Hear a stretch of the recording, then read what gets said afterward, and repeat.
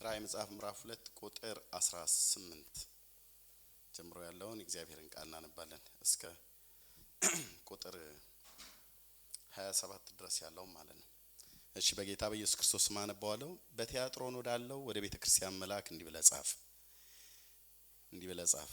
እንደ እሳት ነበልባል አይኖች እንደ እሳት ነበልባል የሆኑ አይኖች ያሉት በእቶንም የነጠረ የጋለ ናስ የሚመስሉ እግሮችም ያሉት የእግዚአብሔር ልጅ እንዲህ ይላል። የማን ልጅ እንዲህ ይላል? አዲስ ኪዳን ላይ ብሉይ ኪዳን ላይ የሰራዊት ጌታ እግዚአብሔር እንዲህ ይላል ተብሎ እንደተጻፈ አዲስ ኪዳን ላይ ደግሞ የእግዚአብሔር ልጅ ምን ይላል? እንዲህ ይላል። የእግዚአብሔር ልጅ ራሱ እግዚአብሔር ስለሆነ ማለት ነው። ስራህና ፍቅርህን እምነትህንም አገልግሎትህንም ትዕግስትህንም ከፊተኛው ስራህ ይልቅ የኋለኛው እንዲበዛ አውቃለሁ። ዳሩ ግን ነብይ ነኝ የምትለውን ባሪያዎችን እንዲሴስኑ ለጣዖት የታረደውን እንዲበሉ የምታስተምረውና የምታስተውን ያችን ሴት ኤልዛቤልን ስለምትተዋት የምነቅፍብህ ነገር አለኝ። ንስሐ እንድትገባ ጊዜ ሰጠዋት፣ ከዝሙቷም ንስሐ እንድትገባ አልወደደችም። እነሆ በአልጋ ላይ ጥላታለሁ፣ ከእርሷም ጋር የሚያመነዝሩትን ከስራዋ ንስሐ ባይገቡ በታላቅ መከራ እጥላቸዋለሁ፣ ልጆቿንም በሞት እገድላቸዋለሁ። አብያተ ክርስቲያናትም ሁሉ ኩላሊትና ልብን የምመረምር እኔ እንደሆንኩ ያውቃሉ። ለእያንዳንዳችሁ እንደ ስራችሁ እሰጣችኋለሁ። ዳሩ ግን ይህን ትምህርት ለማትይዙ ሁሉ የሰይጣንም ጥልቅ ነገር እነርሱ እንደሚሉት ለማታውቁ ለእናንተ በቲያጥሮን ለቀራችሁ እላለሁ፣ ሌላ ሸክም አልጭንባችሁም። ነገር ግን እስከመጣ ድረስ ያላችሁን ጠብቁ። ድል ለነሳው እስከ መጨረሻውም ስራዬን ለጠበቀው እኔ ደግሞ ከአባቴ ዘንድ እንደተቀበልኩት በአሕዛብ ላይ ስልጣን እሰጠዋለሁ። በብረት በትር ይገዛቸዋል፣ እንደ ሸክላ ዕቃም ይቀጠቅጣቸዋል። የንጋትንም ኮከብ እሰጠዋለሁ። መንፈስ ለአብያተ ክርስቲያናት የሚለውን ጆሮ ያለው ይስማ። ሐዋርያት ሥራ መጽሐፍ ምዕራፍ 20 ቁጥር 28 ሁሌ የምናውቀው ክፍል ነው። ሐዋርያት 20:28 የእግዚአብሔር ቃል እንደዚህ ይላል። በገዛ ደሙ የዋጃትን የእግዚአብሔርን ቤተክርስቲያን ተጠብቋት ዘንድ መንፈስ ቅዱስ እናንተን ጳጳስ አድርጎ ለሾመበት ለመንጋው ሁሉና ለራሳችሁ ተጠንቀቁ። ከሄዱ በኋላ ለመንጋው የማይራሩ ጨካኝ ተኩላዎች እንዲገቡባችሁ ደቀ መዛሙርትንም ወደ ኋላቸው ይስቡ ዘንድ ጠማማን ነገርን የሚናገሩ ሰዎች ከመካከላችሁ እንዲነሱ እኔ ያውቃለሁ። ስለዚህ 3 ዓመት ሌሊትና ቀን በእንባ እያንዳንዳችሁን እየገሰጹ እንዳላቋረጥ እያሰባችሁ ትጉ።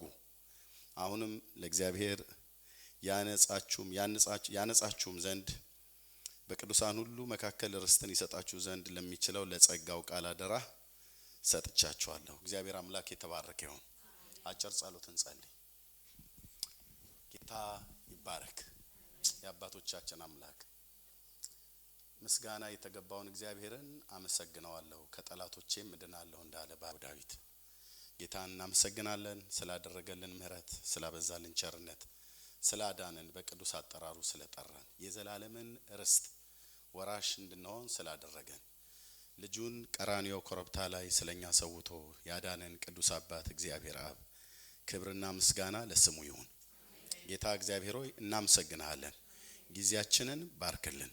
ባሪያህ እንዳለ ዳዊት በአንተ ምክር መራኸኝ ከክብርም ጋር ተቀበልከኝ እንዳለ ጌታ ሆይ እስከዚህ ቀን ድረስ ያደረስከን በአንተ ምክር መርተህን አስተምረህን ከክፉ ሁሉ ጠብቀህን መልካሚቱ እጅ ለመልካም በእኛና በልጆቻችን በምንኖርበት ምድር ላይ ሁሉ ሆኖ አናልፋቸውም ያልናቸውን ወራቶችና ዘመናትን ቀናቶችን ሁሉ አሻግረህ እዚህ ያደረስከን አንተ ነህና ክብር ሁሉ ላንተ ይሁን። ለነገም ተስፋ የምናደርገው አንተን ነው። ለዘላለምም ተስፋ የምናደርገው የምንታመንብህ መታመኛችን፣ የዘላለም አምባ፣ የዘላለም መጠጊያችን፣ የዘላለም መሰማሪያችን አንተ ነህ። ጌታው ይሄን ደግሞ በፍቃድ ምክር አድርገሃል።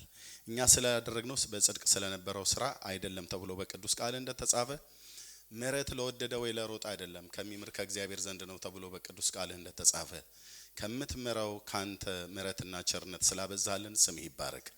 የሰጠህንን ህይወት እንዳናቃልል ደግሞም እግዚአብሔር ሆይ የሚያቃልሉ ሰዎች በመካከላችን ቢኖሩ በሩቅ በቅርብ ቢኖሩ የምናቃቸው የማናቃቸው ድምጻቸውን በተለያዩ የሶሻል ሚዲያ ላይ የምንሰማቸው ትምህርቶቻቸው የሚያውክ እንደ ጭንቁር የሚባላ እግዚአብሔር ከተጠራንበት ህይወት የሚያጎድል ቅድስና አልባ አድርጎ በርኩሰት የሚመታን መንፈስ በቅርብም ይሁን በርቅ በስልክ እግዚአብሔር ስናወራ በትምህርት መልክ ስንሰማ በጌታ በኢየሱስ ክርስቶስና ስልጣን ከምናነባቸው መጽሐፍቶች ሁሉ ጭምር ሳይቀር ህይወታችንን ሊረብሽ የሚችል የሰጠህንን ህይወት የሚያቃልል ነገርን ብንሰማና ብናይ በዛ እንዳንወሰድ ልባችንን አጥብቀን እንድንጠብቅ ጸጋ እንድታበዛልን በኢየሱስ ክርስቶስ ያው ስም እጸልያለሁ።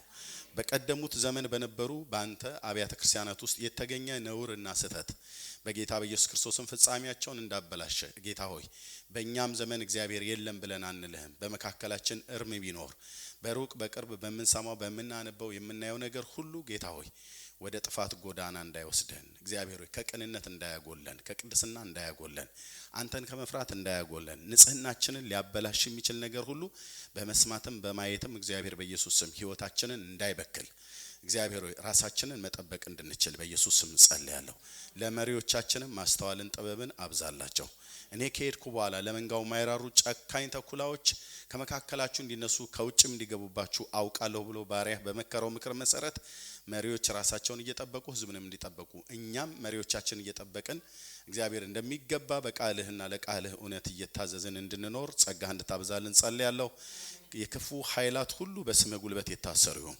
እጃቸው ምክራቸውን እንዳይፈጽም የተንኮለኞችን ሐሳብ ከንቱ ያደርገዋል ተብሎ በቅዱስ ቃልህ እንደተጻፈ እግዚአብሔር በዚህ ጉባኤ ላይ ለክፋት የመከሩ እግዚአብሔር በጌታ በኢየሱስ ክርስቶስና ስልጣን የጨለማው ኃይላት ሰራዊት ሁሉ ሞትን ድል ባደረገ ለማዳን በሚበረታ በሁለት ወገን የተሳለ ስለታም ሰይፍ ካፉ በሚወጣው በልጅ በክርስቶስ ኢየሱስ ስም ኃይላቸው የፈረሰ ይሁን። ምክራቸው የፈረሰ ይሁን። ጥንስሳቸው የተደፋ ይሁን። ቀስታቸው የተሰበረ ይሁን። በመሪዎች ላይ ያነጣጠረ በአንተ ህዝብ ላይ ያነጣጠረ በልጆቻችን ላይ ያነጣጠረ በምንኖርበት ምድር ላይ ያነጣጠረ የክፋት መንፈሳውያን ሰራዊት እግዚአብሔር በስም ጉልበት እግዚአብሔር ሆይ እንደ ቅጠል ከከፍታቸው ላይ የረገፉ ይሁኑ። እግዚአብሔር ሆይ መልካሚቱ እጅህ ለመልካም በእኛም በምድሪቱም ላይ ስላለች እናመሰግንሃለን። ገናናው ስም ከፍ ይበል። በኢየሱስ ክርስቶስ ያው ስም ጸለይን። አሜን አሜን አሜን። ጌታ ይባረክ። ለእግዚአብሔር ክብር ይሁን። እግዚአብሔርን እጅግ አድርገን እናመሰግናለን።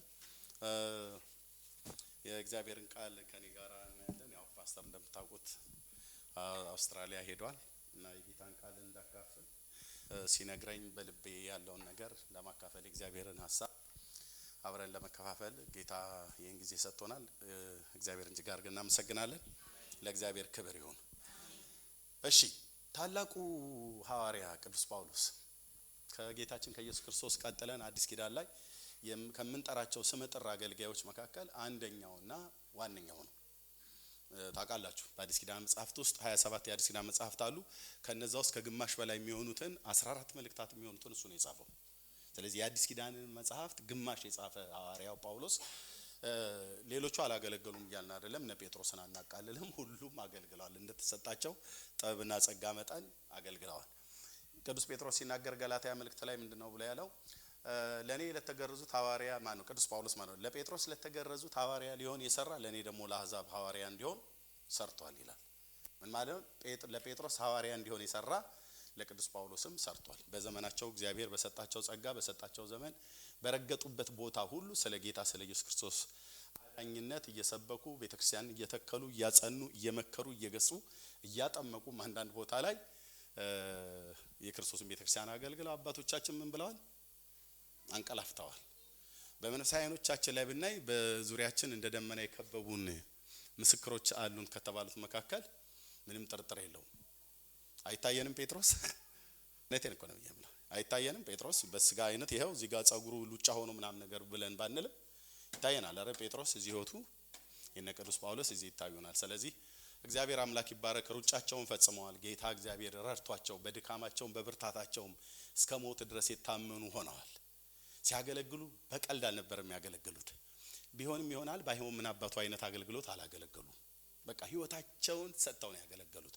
እስከ ሞት ድረስ ታመኑለት። እነሱም በዘመናቸው እግዚአብሔርን አክብረውት አለፉና ቅዱስ ጳውሎስ እንግዲህ አዲስ ኪዳን መልእክትን ከጻፉት ሐዋርያት መካከል የበዛውን መልእክት የጻፈው ጳውሎስ በዚህ በሐዋርያት ሥራ መጽሐፍ ምዕራፍ 20 አሁን ባነበብነው ቁጥር 18 ላይ ከመጨረሻ አካባቢ ላይ የኤፌሶንን ወይ ደግሞ የአሕዛብን ከተሞች አገልግሎ ወደ ኢየሩሳሌም ሊወጣ የጌታ መንፈስ ቅዱስ በከተማው ሁሉ ይመሰክርልኛል ይል ነበርና ወደ ኤፌሶን ከገባሁበት ቀን ጀምሮ በእንባና በመልጃ ሆኖ እግዚአብሔር ምክር እንደነገራቸው እንዳስተማራቸው እንደመከራቸው እንደገሰጻቸው እናም ደግሞ እንዳጸናቸውም ሁሉ ጭምር አባት ለልጁ እንደሚሆን እንደዚህ ሆኜላችኋለሁ ይላል።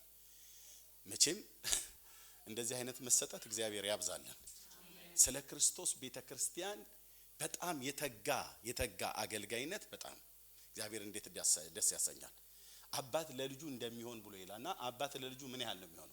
እንደዚህ ነው የሚንሰፈሰው። በጣም የሚገርመው ይሄ ትልቅ የጌታ አገልጋይ መንፈሳዊ ልጁ ጢሞቴዎስን ራሱ ምን ይለዋል? ፊልጵስዩስ መልእክት መጽሐፍ ምዕራፍ 2 ቁጥር 20 እና 21 ላይ ስለናንተ ስለኑሯችሁ የሚጨነቅ ከሱ የተሻለ የለኝም።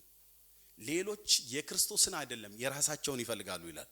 ብዙ ሰው የራሱን ነው የሚፈልገው። ብዙ ሰው ሲያገለግልም ሲገለገልም በአንድ በተዘዋዋሪ መንገድ ብዙ ሰው ነው ያልኩት፣ አንዳንድ የለም እያልኩ አይደለም።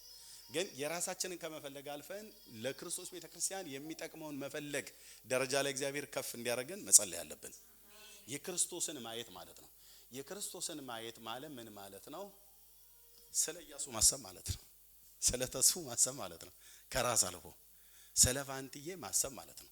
ከራስ አልፎ ለሌላ ማሰብ፣ ከራስ አልፎ ለሌላ መጨነቅ፣ ከራስ አልፎ ስለሌላ መጸለይ፣ ስለሌላ ማንባት ማለት ነው እንጂ ሌላ ምንም እናደርገው ነገር የለም። ማድረግ ያለብንም ነገር ካለ በአካል እየሄድን በማድረግ በፍቅር በማሳየት ማለት ነው።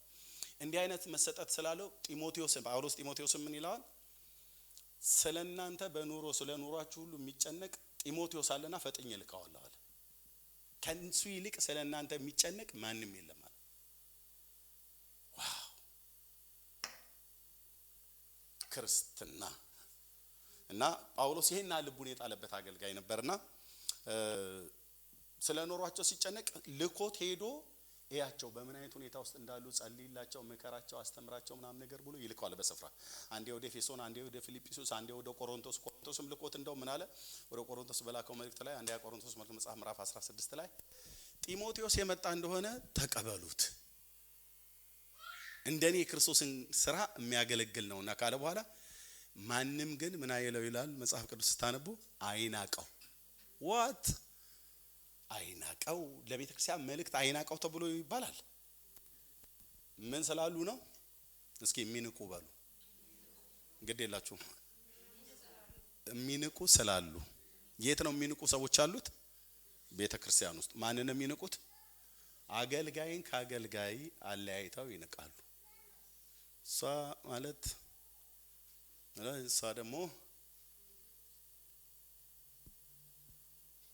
እና የሚንቁ ሰዎች ስለነበሩ ማንም ታናሽነቱን እንዳይንቃለ። በእርግጥ ቅዱስ ጳውሎስ እንኳን አይደለም ለጢሞቴዎስ አይደለም የቆሮንቶስ ቤተክርስቲያን እንኳን ለጢሞቴዎስ አይደለም ለጳውሎስም ለራሱ አልተመለሱለትም። ጳውሎስን ንቀውታል አልናቁትም? ቆሮንቶሳውያን ጳውሎስን ንቀውታል አልናቁትም? ስለናቁት ነው ሐዋርያ አይደለም ያሉት። አንተም ብሎ ሐዋርያ ብለው ማለት ነው። አይኔ ለሌሎች ሐዋርያ ባልሆን ለእናንተ ሐዋርያ ነኝ። አይደለም በፍጹም የሐዋርያነት ምልክት እንደውም ጭራሽ አይታይብህም አሉት። ኢየሱስ የሐዋርያነት ምልክት ምንም አይታይብህም እኮ አንተ ራስህ እንጂ ሐዋርያ ብለህ የምትለው ምንም እንደንተ ሽታውም የለህም ምናምን ነገር ማለት ነው። አረ ለሌሎች ሐዋርያ ባልሆን ለእናንተ ሐዋርያ ነኝ አይደለም። በክርስቶስ አላፍት ሞግዚቶች ኖራችሁ እኔ ግን በክርስቶስ ወንጌል ወልጃችኋለሁ። አልወለድከንም አላሉት። ምክንያቱም እሱ ነው ወንጌል ነግሯቸው የዳኑት። አሁን አይደለም ነህ በተባሉት ጋር በክርስቶስ ኢየሱስ ወንጌል ወልጃችኋለሁ ብሎ ሲል ጨጭ አልወለድከንም እንዳይሉት ከሱ እጅ ነው ጌታን የተቀበሉት። ኦኬ አመለካከታቸውን ለጳውሎስ የነበራቸውን አመለካከት ያጠፋባቸው ማን ነው ብላችሁ ብትሉ በቤተ ክርስቲያን ውስጥ ያሉ አንዳንድ ሰዎች በሰዎችና በሰዎች መካከል ልዩነትን ያደርጋሉ። ቅዱስ ጳውሎስ ሲያገለግል እነሱም የሚያገለግሉ ሰዎች ነበሩ። አንዳንድ ያው እሱ ሞግዚቶች ብሎ ያላቸው ማለት ነው። እና የጳውሎስን ስዕል አበላሹበት ቸርች ውስጥ ቁጭ ብለው ማለት ነው። ሐዋርያ አይደለም ምንም የሐዋርያነት ነገር አይታይብም። ኧረ እኔ ነኝ ብሎ ቢል አይደለም፣ ነኝ ብሎ ቢል አይደለም። ለሌሎች ሐዋርያ ባልሆን ለእናንተ ሐዋርያ ነኝ ብሎ እውነቱን ፍርጥ አድርጎ ተናገረ። ይሄ ጳውሎስ ነው እንግዲህ ለክርስቶስ ቤተክርስቲያን በተለይ ለቆሮንቶሳውያን ለሌሎችም አብያተ ክርስቲያን ምን ለቆሮንቶስ ብቻ ምንድነው ያለው? በክርስቶስ የጎደለው መከራ በስጋዬ እፈጽመዋለሁ አለ። እኔ እንዲህ አይነት አገልግሎት ወንድሞቼ እናቶቼ እፈጽመዋለሁ። ይሄን ድረስ ማለት ምን ማለት እንደው ታውቃላችሁ? ስለ ክርስቶስ ቤተክርስቲያን እናንተ ከምትሞቱ እኔ ቀድሜ እሰዋለሁ ብሎ የሚል ማለት ነው። መሰጠት ለክርስቶስ ቤተክርስቲያን አይደለም፣ በቃል መናገር አይደለም፣ መሞት እንኳን ቢያስፈልገኝ እሞታለሁ ብሎ የሚል ማለት ነው። ለምሳሌ በሮሜ ምዕራፍ 9 ላይ እግዚአብሔር ቃል ሲናገር ስለ አይሁዳውያን ስለ እስራኤላውያን ሲናገር ብዙ ጭንቀት የማያቋርጥ ሐዘን በልቤ አለብኝ ስል በክርስቶስ ሆኜ እውነትን እናገራለሁ፣ አልዋሽም፣ ህሊናዬ በመንፈስ ቅዱስ ይመሰክርልኛል ካለ በኋላ በስጋ ዘመዶቼ ስለሆኑት ስለ እስራኤላውያን ከክርስቶስ ተለይቼ የተረገምኩ እንደሆን እጸልይ ነበር ይላል። ከክርስቶስ ተለይቼ የተረገምኩ ማለት ምን ማለት ነው? እኔ ወደ እሳት ባህር ተጥዬ እኔ ከክርስቶስ ተለይቼ ከክርስቶስ ሰው ከተለየ ምን ይሆናል? ዴድ ለዘላለም ነው የሚሞተው። ከክርስቶስ ተለይቼ የተረገምኩ እንደሆነ ጸልይ ነበር። ለምን? እኔ ከክርስቶስ ተለይቼ ወገኖቼ በስጋ የሆኑት እስራኤላውያን ወደ መዳን እንዲመጡልኝ፣ የኔ ዘመዶች በስጋ ዘመዶቼ የሆኑት አይሁዳውያኑ እነሱ እንዲድኑልኝ እኔ ከክርስቶስ ላይ ተቆርጬ እኔ ከክርስቶስ ተለይቼ እኔ ለዘላለም ጠፍቼ ልክ ሙሴ በዘጸአት መጽሐፍት ላይ ይሄንን ሕዝብ ከምታጠፋው እኔን ከሕይወት መጽሐፍ ደምስሰኝ ብሎ እንዳለው ማለት ነው። ዋው! አገልጋይነት እንደ ሙሴ፣ አገልጋይነት እንደ ጳውሎስ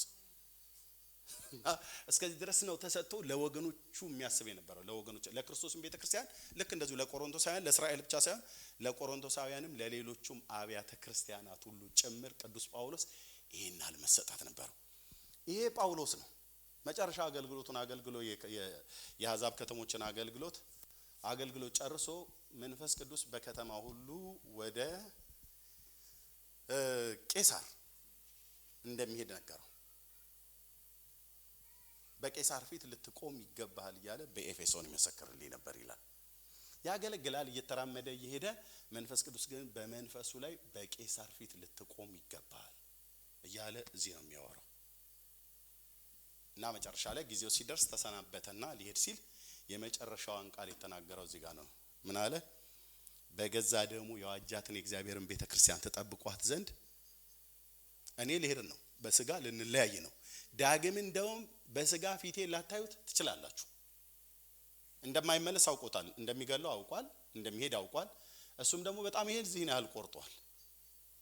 እንደውም ወደ ኢየሩሳሌም ሊሄድ ምናም ነገር ብሎ ሲል አስቀድሞ አትሂድ ወደዛ ብለው ደቀ መዛሙርት ለመኑት፣ አለቀሱ ክርስቲያኖች። አትለይ ባክህ አትሂድ፣ እዛ ከሄድክ መከራ ይደርሳል ብሎ ሲሉት እንደውም ሲያለቅሱበት እያለቀሳችሁ ልቤን የምታባቡት ስለምንድን ነው? ስለ ኢየሱስ ክርስቶስ አይደለም፣ ስለ ስሙ መታሰር አይደለም፣ ለመሞት እንኳን ቢሆን የተዘጋጀው ነኝ።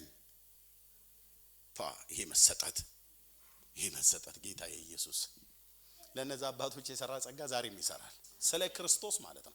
ስለ ክርስቶስ ለመሰዋት ይህንን አለ። አሁን በጣም ሞትን በጣም ብዙ እንፈራዋለን አይደል? እውነት ለመናገር ማንም እኔም ቢሆን ጀግና ነኝ አልፈራውም ብዬ አይደለም። ሞትን በጣም እንፈራዋለን አይደል? የጸጋው ጉልበት ግን በጣም ሲበዛል እንደ ኢምንት እንደ ገለባ ነው የምትቆጥረው። እንደ ገለባ ማለት ነው። የእግዚአብሔር ጸጋ በኃይል ጸጋ ማለት ምን ብዬ እኔ ቃላት እንዴት ብለን እንበል? የሆነ ማደንዘዣ ማማ ልጆች በወለድን ጊዜ እዚህ ጋር ማደንዘዣ ወቅቷት እኔ ስራ ቁጭ ብዬ አወራት ነበር። እዚህ ከኋላ ነው ኦኬ፣ ያው ከኋላ ወቅቷት እዚህ ጋር ሲቆርጧት ምን እያደረጉኝ ነው ትላለች።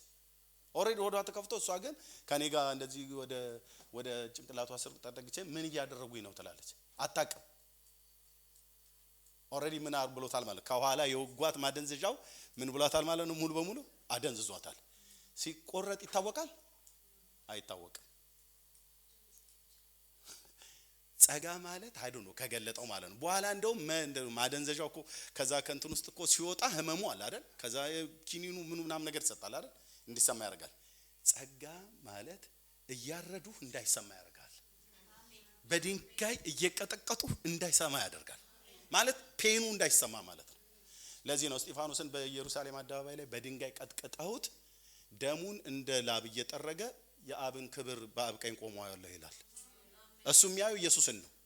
እነሱ የሚወረውሩት ቅንድቡን እቀደዋለሁ ምናምን ነገር እያሉ ማለት ነው። በድንጋይ አናቱን ነው ማፈርሰው እያሉ ያ ሁሉ የድንጋይ ውርጅብኝ እየወረደበት ከነሱ ከግራና ከቀኝ ከምስራቅና ከምዕራብ ከሰሜን ከደቡብ የሚወረወርበትን ድንጋይ ሳይሆን በዛ ጸጋ ውስጥ ሆኖ ሰማያት ተከፍተው የአብን ክብር ኢየሱስን ያያል።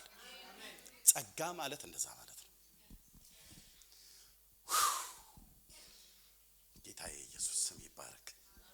ጸጋ ጸጋ ጸጋ ማለት ነው። ጸጋ የሚያስችል አቅም የሚያስችል ብቃት ማለት ነው። በእኛ አቅም የማይቻል ማለት ነው። በእግዚአብሔር አቅም ግን ያስችላል። ይሄንን ለሚለምኑ እግዚአብሔር እሰጣለሁ አልሰጥም አለ። እየቆጠብኩ በወር አንድ ጊዜ በጸጋው ዙፋን ፊት ስንመጣ እግዚአብሔር እለት እለት ጸጋን ያበዛልናል። ወንድሞች እናቶች አይዟችሁ፣ በየትኛውም ነገር ውስጥ ብታልፉ ከደከመን ሄደን እፊቱ ለጥ እንበል። ለጥ ወንድሞች እናቶች፣ መንከባለል ካለብሽ ተንከባለይ በፊቱ ማለት ነው። አባት ስለሆነ ያይና ጀመራት ደግሞ አይልም፣ ጀመረው ደግሞ አይልም። ዛሬ መጥቶ ፊቴ ሊነፈርቅብኝ ነው አይልም። እግዚአብሔር ጸጋን ይሰጣል። ለትሁታን ጸጋን ይሰጣል። አባ አልቻልንም ብለን ስንለው የኔ ጌታ ስሙ ይባረክ። ኢየሱስ የዋህ ነው። ኢየሱስ ትሁት ነው። ኢየሱስ ለጋሽ ነው። በጸጋው ደግሞ ባለጠጋ ነው። አያልቅበትም። በቃ ሰጥቻለሁ። አሁን ሲተረጋጉ ሰልፍ ያዙ። አሁን ለኢያሱ ነው፣ ቀጥሎ ለኤርሚያስ ነው፣ ከዛ ለተስፉ ነው ምናምን ነገር ብሎ አይልም። ለሚለምኑት ሁሉ ጸጋን ይሰጣል። እግዚአብሔር ስሙ ይባረክ። እና ቅዱስ ጳውሎስ ምን አላቸው? እኔ ልሄድ ነው ካለ በኋላ እኔ ከሄድኩ በኋላ ግን አለ ለመንጋው የማይራሩት ጨካኝ ተኩላዎች በመካከላችሁ እንዲነሱ ደግሞ ከውጭም እንዲገቡ አውቃለሁ። ስለዚህ እናንተ መንፈስ ቅዱስ ጳጳሳት አድርጎ የሾማችሁ መሪ አድርጎ የሾማችሁ ለመንጋውና ለራሳችሁ ምን በሉ አለ ተጠንቀቁ። ከምን እንደምንጠነቀቀው ከምን እንደው መሪዎች የሚጠነቀቁልን እኛ ከምን እንደምንጠነቀቀው የመሪ ስራ ብቻ አይደለም። ባይዞ ታውቃላችሁ፣ መሪዎች ብቻ አይደሉም። አሁን መሪዎች ይጠነቀቁልናል፣ መጠበቅ አለባቸው። ቤት ሁሉም ኃላፊነት አለው አይደል? አይደል ነው አይደለም? እዚህ ሁላችን ፓስተሮች ነን። ሁሉ መሪ ነው አይደለም? ፓስተራችን ፓስተር ሰለሞን ነው አይደል? ስለዚህ እዚህ ቤተክርስቲያን ውስጥ ለሚደረገው ነገር ሁሉ ሰማይ ተጠሪ የሚያደርገው ማን ነው? በመጀመሪያ ማን ነው የሚያደርገው? ንገሩኝ።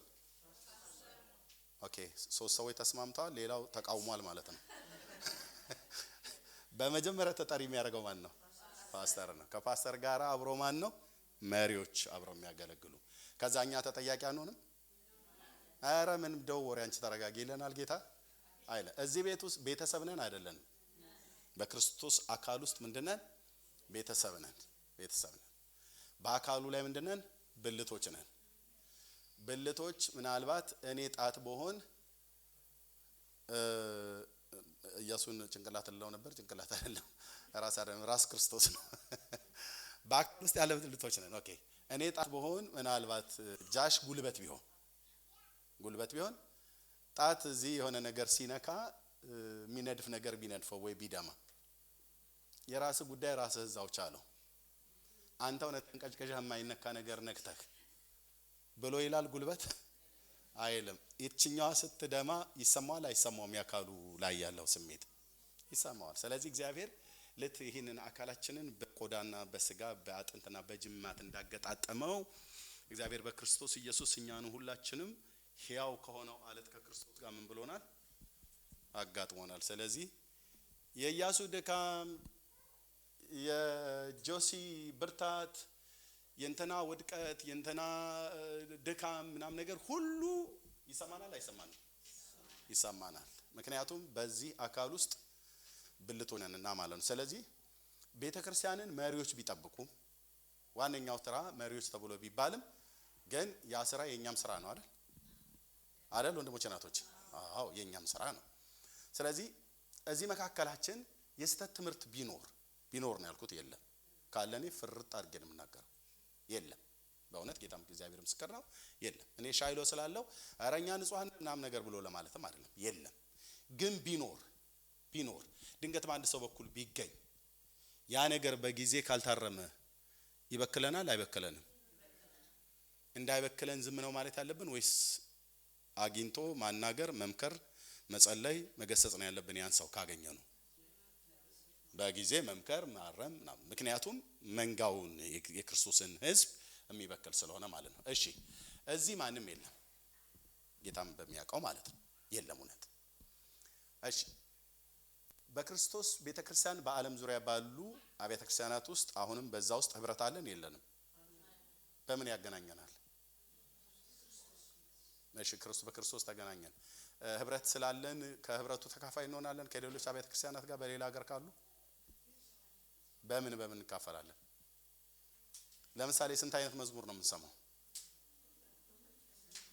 የእስላሞቹንም የኦርቶዶክሱንም የኛንም የካቶሊክንም እንሰማለን አይደል? ስንት አይነት መዝሙር ነው የምንሰማው? አንድ አይነት መዝሙር ነው የምንሰማው። ያ መዝሙር የትኛው መዝሙር ነው? በእኛ በወንጌላውያን አማኞች ውስጥ የሚዘመር መዝሙር ነው አይደል? መቼም ምን ችግር አለ የእስላም መንዙማ ብንሰማ ብለን አንከፍትም። ምክንያቱም ህብረት የለንም። ኦኬ ስንት አይነት ምግብ ነው የምንመገበው? አልተስማማም። 4 አይነት እያለች ነው እህታችን።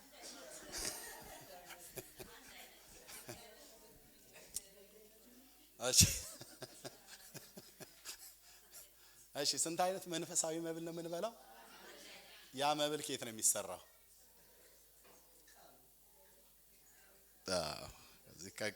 ከዚህ ማዕድ ላይ ብቻ የሚያመጣልን ነው አይደል የምንበላው?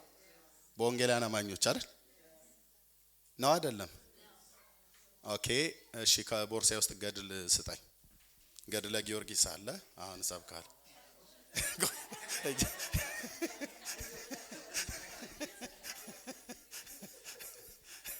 አሁን ገድለ ጊዮርጊስ እዚህ አውጥቼ ብከፍት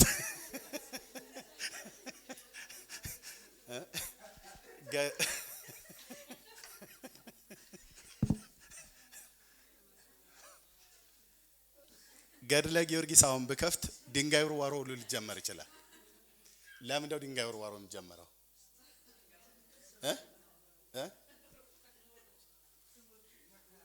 ምን ችግር አለው? መጽሐፍ ነው። ይሄም መጽሐፍ ነው። ገድለ ጊዮርጊስም መጽሐፍ ነው። ምን ችግር አለው? ኦርጋኒክ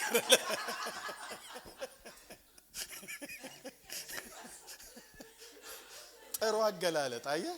ኦርጋኒክ አይደለም።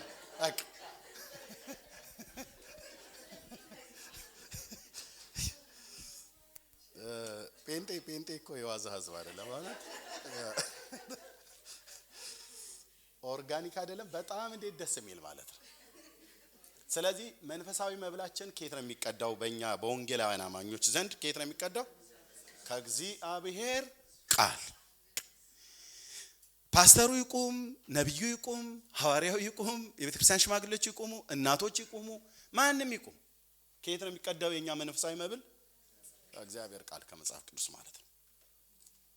ከዚህ ውጭ የሆነውን በሙሉ አንቀበል ማለት እኛ መጽሐፍ ቅዱስ ብቻ ነን፣ የእግዚአብሔር ቃል ማለት ነው።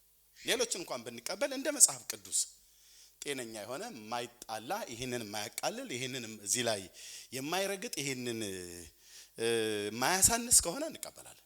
ዋነኛው ግን ምንድነው? መጽሐፍ ቅዱስ ማለት ነው። በዚህ መጽሐፍ ቅዱስም ላይ ሆኖ ደግሞ እንደ ጤናማ የሆነ የቅዱሳት መጽሐፍት ትርጓሜ ስላለ ትርጓሜን አዛብተን እንኳን ራሱ ብንሰብክ እዚህ ጋር ያለውን የመጽሐፍ ቅዱስን እውነት ጤነኛ መብል ይሆናል? አይሆንም። የጠቀሰው ከሉቃስ ላይ ነው። የተረጎመው ግን በጤናማ የቅዱሳት መጽሐፍት ትርጓሜ ስላልተረጎመው ጤነኛ ትርጓሜ ይሆናል? አይሆንም። እና ሪቴት ያደርገናል? አያደርገንም? ያደርገናል። ኢየሱስ እኮ ጌታ ማለት አቶ ማናቸው አባባ ጋሻው ጌታ ተብለው በተጠሩበት ነው ብሎ ቢል ትክክል ነው? ኖ የኢየሱስ ጌትነት የሆነ ሰውዬ የሆነ ወፍራምና ባለ ቦርጫም ሰውዬ ጌታ ተብሎ በሚጠራበት አይደለም። የጌታ የኢየሱስ ክርስቶስ ጌታ ነው ማለት ኢየሱስ ክርስቶስ የሰማይ የምድር ፈጣሪ እግዚአብሔር ነው ማለት ነው። ሌሎች ጌታ ተብሎ የተጠሩ ቢኖሩም የሱ ጌትነት ግን ከነሱ ጋር የሱ ጌትነት ከነሱ ጋር ምንም አይነት የመልክም የጠባይም የባህሪም የምንም አንድነት የለው። ብቻውን ነው ጌታ። ስለዚህ እንደዚህ አይነትን ትምህርቶች በቅዱሳት መጻሕፍት ላይ ተጽፎልናል። የጌታ ጌትነቱ፣ ትህትናው፣ አምላክነቱ፣ ቸርነቱ እሱ ደግሞ ሰውን እንዴት እንደሚወድ የምህረቱ ባለጠግነት፣ የፍቅሩ ባለጠግነት፣ የቸርነቱ ባለጠግነት ተገልጧል። ለዓለም ሁሉ ታይቷል። በቅዱሳት መጻሕፍት በ66 መጻሕፍቶች በሙሉ ተጽፎ እጃችን ላይ ደርሰዋል። እግዚአብሔር ስለዚህ መጽሐፍ ስሙ ለዘላለም ይቀደስ።